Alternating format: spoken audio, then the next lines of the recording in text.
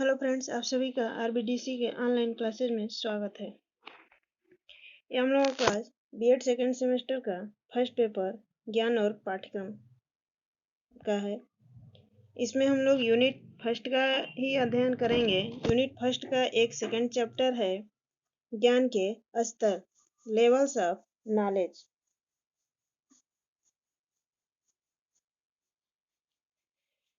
ज्ञान के स्तर में ज्ञान के तो बहुत सारे स्तर हैं, लेकिन इसमें हम लोगों को पढ़ना दो दृष्टिकोणों को है। पहला है टैक्सोनॉमिक दृष्टिकोण और दूसरा है भारतीय दृष्टिकोण। चूंकि ये जो टैक्सोनॉमिक दृष्टिकोण है, इसका हम लोग अध्ययन यूनिट थर्ड के भी अंतर्गत करते हैं और उसमें शैक्षिक उद्देश्यों का वर्गीकरण दिया हुआ है, उसी को पढ़ना रहता है। टैक्सोनॉमिक, ये टैक्सोनॉमिक शब्द क्या है? ये शब्द, इसका जो शाब्दिक अर्थ है क्लासिफिकेशन या वर्गीकरण होता है, परंतु जब ये इसका प्रयोग टैक्सोनॉमिक शब्द का प्रयोग ज्ञान तथा शिक्षा के क्षेत्र में किया जाता है, तो इसका तात्पर्य शैक्षिक उद्देश्यों के एक व्यवस्थित क्रम से होता है। टैक्सोनॉमिक दृष्टिकोण जो है, इस क्षेत्र में कई सारे लोगों ने कार्य किया, लेकिन इसमें जो बेंजामिन बीएम ब्लूम है, इनका जो वर्गीकरण है ये ज्यादा प्रचलित है, यह ज्यादा मान्य है। इस क्षेत्र में सबसे महत्वपूर्ण कार्य जो है, टैक्सोनॉमिक दृष्टिकोण के क्षेत्र में सबसे महत्वपूर्ण कार्य बेंजामिन बीएम ब्लूम ने किया था। बाद में आरएफ मेगर, आरडी क्रैथवाल, एनई ग्रोनलैंड तथा मारिया आदि ने भी इस क्षेत्र में कार्य किया था, लेकिन सर्वाधिक प्रचलित जो वर्गीकरण है, इसमें ब्लूम का ही वर्गीकरण माना जाता है। ब्लूम के अकॉर्डिंग जो है, ज्ञान के 3 स्तर हैं। पहला है ज्ञानात्मक स्तर या संज्ञानात्मक स्तर, दूसरा है भावात्मक स्तर और तीसरा है क्रियात्मक स्तर। अब यहाँ हम लोग एक एक को देख लें। यहाँ ज्ञानात्मक स्तर या ज्ञान का जो संज्ञानात्मक स्तर है,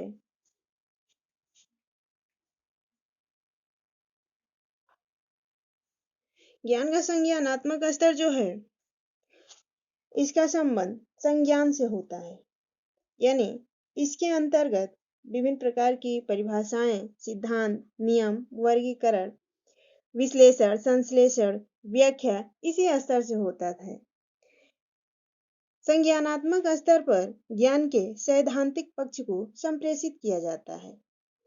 ये जो ज्ञानात्मक स्तर है, इसके निम्नलिखित जो है कई सारे पक्ष हैं, जिसमें पहला है ज्ञान।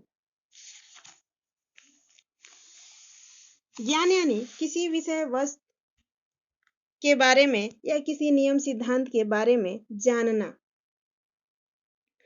यहाँ इससे तात्पर्य यह है, जैसे विशिष्ट वस्तुओं का ज्ञान, सार्वभौमिक वस्तुओं का ज्ञान, और इसमें जो हम क्रियाएं देते हैं, जैसे परिभाषा देना, कहना, पहचानना, लिखना। नेक्स्ट है बोध। चूंकि जो चीजें हम जानते हैं या जो ज्ञान अर्जित करते हैं, उससे संबंधित जो समझ, तब जो चीजें हम या जिसके बारे में हम जाने हैं, उसके बारे में उसका अनुवाद करना, व्याख्या करना बोध के अंतर्गत आता है। जैसे उसका अंतर बताना, लिखना, वर्गीकरण करना। फिर जो है क्या करते हैं, हम उसका अनुप्रयोग करते हैं। अनुप्रयोग में जैसे मान लीजिए है कि पाठ्य वस्तु का प्रयोग करना, इसमें नियम व सिद्धांतों का सामान्यीकरण करना, इसका गणना करना, जो सही है गलत है उसको छांटना, रचना करना, तैयारी करना। विश्लेषण, विश्लेषण जो है,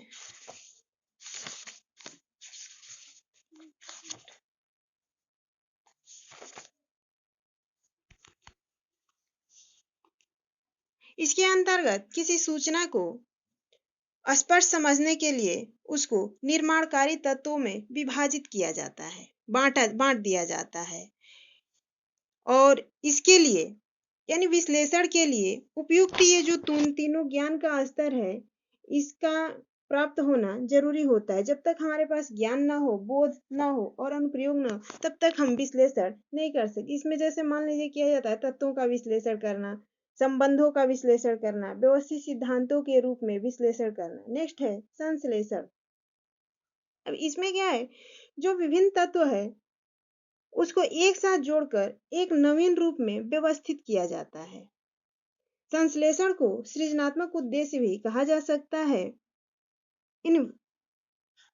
इसमें छात्र जो है अनेक स्रोतों से तत्वों को निकालना होता है और इन सभी प्रक्रिया के बाद मूल्यांकन। नेक्स्ट जो है मूल्यांकन। मूल्यांकन जो है संज्ञानात्मक पक्ष का अंतिम और सर्वोच्च उद्देश्य माना जाता है। इसके अंतर्गत विभिन्न प्रमाणों को जांचना, उसके बारे में जानना। अब नेक्स्ट हम लोगों का आता है ज्ञान का भावात्मक स्तर। चूंकि ज्ञान का भावात्मक स्तर, ये जो है हम लोगों का जो ब्लूम का वर्गीकरण है 3, संज्ञानात्मक, भावात्मक और क्रियात्मक, एक क्रम वाइज है। जैसे किसी भी चीज के बारे में हम पहले जानते हैं, अगर उस चीज के बारे में जब हम जान लेते हैं तो उससे संबंधित हमारे अंदर एक फीलिंग होती है, एक भाव उत्पन्न होता है। वही जो है ज्ञान का भावात्मक स्तर है। इसके अंतर्गत जो है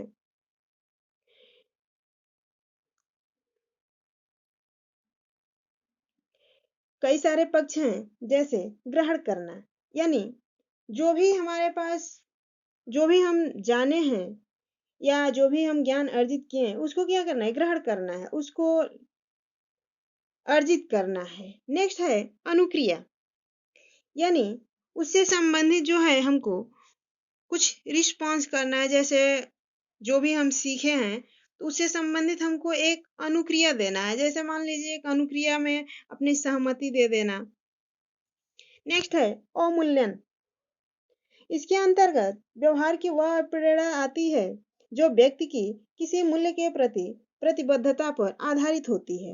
इसमें जो है मूल्यों की स्वीकृति, मूल्यों को एक वरीयता क्रम दिया जाता है, प्रतिबद्धता से संबंधित यानी किसी मूल्य को अपनाना। नेक्स्ट है व्यवस्था।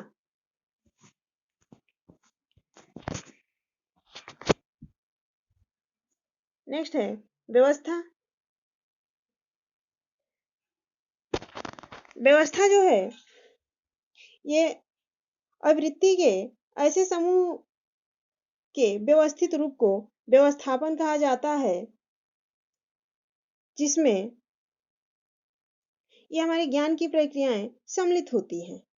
इसके अंतर्गत मूल्यों का संबोधीकरण या मूल्यों का संबोधन करना, मूल्य प्रणाली की व्यवस्था या संगठन करना। नेक्स्ट है मूल्य समूह का विशेषीकरण या इसको चरित्रीकरण भी कहा जाता है। इसके अंतर्गत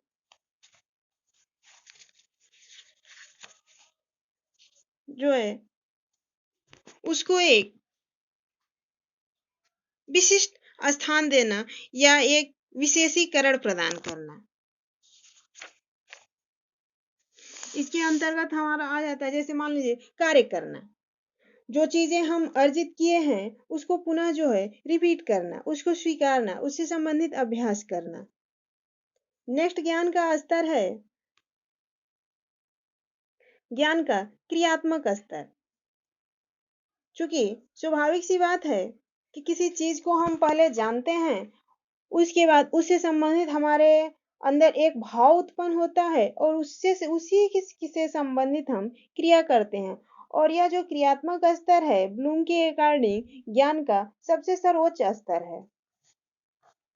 तो क्रियाएं जैसे हम कैसे करते हैं जो है, तो प्रत्यक्षीकरण, जो जो भी चीजें हम देखे हुए हैं उसके बारे में जैसे बताना या उसके बारे में एक चित्र बनाना, निर्माण करना या व्याख्या करना। नेक्स्ट जैसे व्यवस्था, इसके अंतर्गत भी संवेगात्मक स्तर आ जाता है, एक प्रारूप तैयार करना है।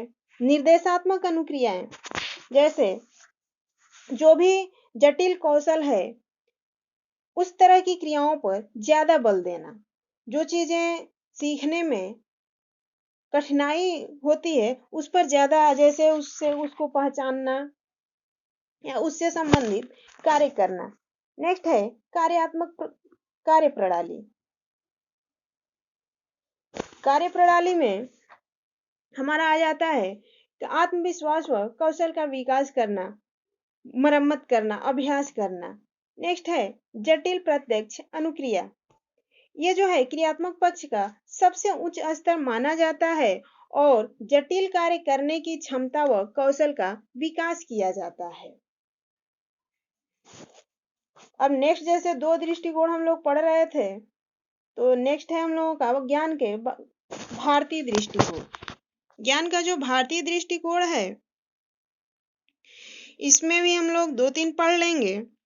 जैसे पहला है शंकराचार्य एवं ज्ञान, यानी शंकराचार्य ने जो है ज्ञान के दो प्रकार बताए हैं। पहला है अपरा ज्ञान और दूसरा है परा ज्ञान। इसको साधारण शब्दों में हम लोग मान सकते हैं, अपरा यानी क्या, व्यावहारिक ज्ञान, जो हम अपने भौतिक वातावरण से प्राप्त करते हैं या जो हम सांसारिक ज्ञान प्राप्त करते हैं उसी को व्यावहारिक ज्ञान कहा जाता है। नेक्स्ट है पराज्ञान। पराज्ञान को आध्यात्मिक ज्ञान भी कहा जाता है।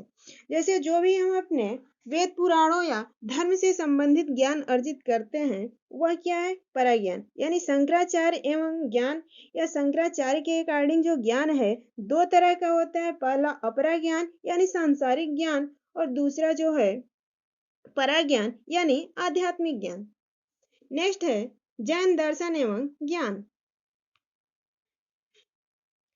जैन दर्शन और जो ज्ञान है इनके अकॉर्डिंग जो है या जैन दर्शन ने तीन तरह के ज्ञान माने हैं, मति ज्ञान, श्रुति ज्ञान और अवधि ज्ञान। मति ज्ञान से तात्पर्य है कि वह ज्ञान जो हम मन और इंद्रियों द्वारा प्राप्त होता है। श्रुति ज्ञान शब्द से ही स्पष्ट है, सुनकर। जो ज्ञान हम किसी वचन, प्रवचन या व्याख्यान द्वारा अर्जित करते हैं वह श्रुति ज्ञान के अंतर्गत आता है। नेक्स्ट है अवधि ज्ञान। इस प्रकार का ज्ञान जो है प्रारंभिक ज्ञान और मन की दीर्घकालिक अवधि में प्राप्त ज्ञान की अंतःक्रिया के फलस्वरूप होता है। नेक्स्ट है उपनिषद एवं ज्ञान। उपनिषद एवं ज्ञान जो है इसके अकॉर्डिंग भी ज्ञान के तीन पद बताए गए हैं। पहला है श्रवण, मनन और निधिध्यासन। यानी एक हमारी टीचिंग मेथड भी आती है, श्रवण, मनन और निधिध्यासन। श्रवण यानी जो भी गुरु द्वारा या किसी व्याख्यान द्वारा जो हम सुनकर अर्जित करते हैं। दूसरा जो है जो भी हम सुने हुए हैं उस पर क्या करते हैं, विचार कर, चिंतन करते हैं, मनन करते हैं। और जब हमारे पास समय मिलता है तब हम उसका पुनः अभ्यास करते हैं। यही जो है निधिध्यासन है।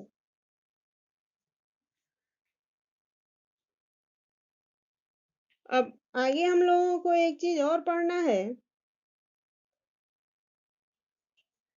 शिक्षा के विभिन्न संदर्भों का संबंधित ज्ञान। इससे तात्पर्य यह है जैसे इसमें शिक्षा के बारे में हमें पढ़ना है, तो ये तो कई जगह हम लोग पढ़ चुके हैं, फिर भी हम लोग थोड़ी सी चर्चा कर लेते हैं। जो शिक्षा शब्द है, ये जो इसका इंग्लिश शब्द है एजुकेशन, इसमें शिक्षा के विभिन्न संदर्भों से संबंधित जो ज्ञान है इसमें हम लोगों को शिक्षा से के बारे में पढ़ना है। जैसे शिक्षा का अर्थ व परिभाषा, शिक्षा के स्वरूप और शिक्षा की जो एजेंसियां हैं। एजेंसियां यानी शिक्षा के प्रकार भी वही आता है, जैसे फॉर्मल, इनफॉर्मल और नॉन फॉर्मल, इसी को पढ़ना है। तो इसे आप लोग स्वयं भी पढ़ सकते हैं, लेकिन फिर भी थोड़ा सा चर्चा कर लेते हैं। शिक्षा में जो है एजुकेशन शब्द विचार करते हैं। एजुकेशन शब्द जो है लैटिन भाषा के एजुकेटम शब्द से बना है और एजुकेटम शब्द उसी भाषा के दो शब्दों यानी ए प्लस ड्यूको से बना है। ए का अर्थ अंदर से और ड्यूको का अर्थ है अग्रसर करना। इस प्रकार शिक्षा का अर्थ हुआ, एजुकेशन का अर्थ हुआ अंदर की शक्तियों को बाहर निकालना। एक दो परिभाषाएं देख लें हम लोग।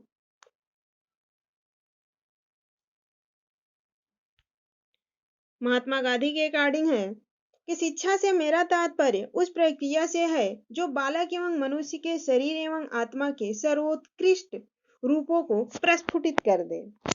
एक और परिभाषा ले लेते हैं, अरस्तु की बहुत छोटी सी परिभाषा है कि स्वस्थ शरीर में स्वस्थ मस्तिष्क का सृजन ही शिक्षा है। अरस्तु के अकॉर्डिंग स्वस्थ शरीर में स्वस्थ मस्तिष्क का सृजन ही शिक्षा है। अब शिक्षा का स्वरूप,